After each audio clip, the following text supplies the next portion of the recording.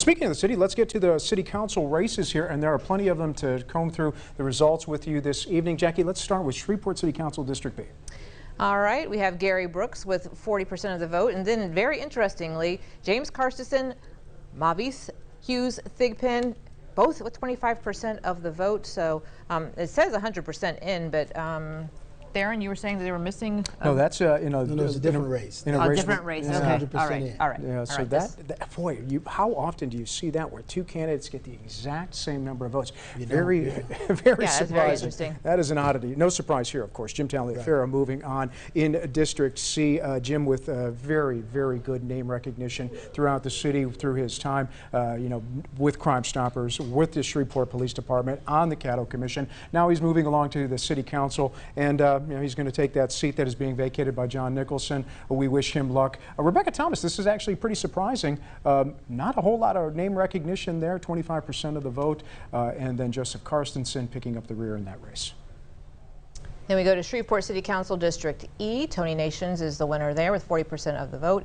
Alan Jackson coming in second, and there was a drive-by shooting at his watch party tonight, so that is sad to hear that on a night where people should be celebrating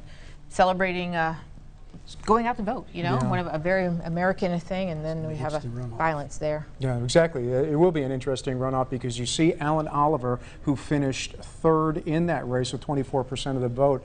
If the Democratic Party unites in this district, it would seem to be that Alan Jackson would be the person who would be representing that district in a runoff, but we shall see how it ultimately unfolds on December the 10th. Let's move along to our next city council race, and that is in District E, and this is the race that Jackie and Darren were talking about here. Ursula Bowman coming in with just under 49% of the vote. She's got 48.94. Our monitor says 49%, so we'll round that up.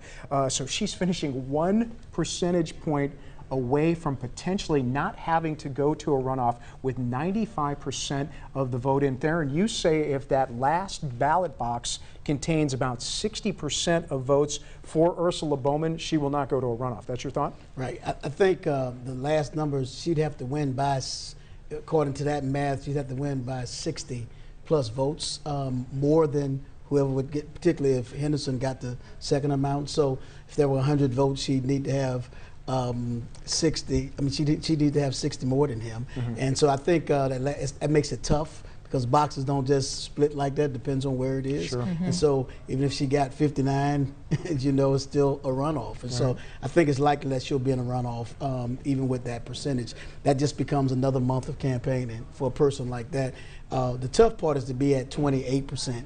And be in a runoff and go for it again when the person's so close to winning. I've been there, and that's tough to do.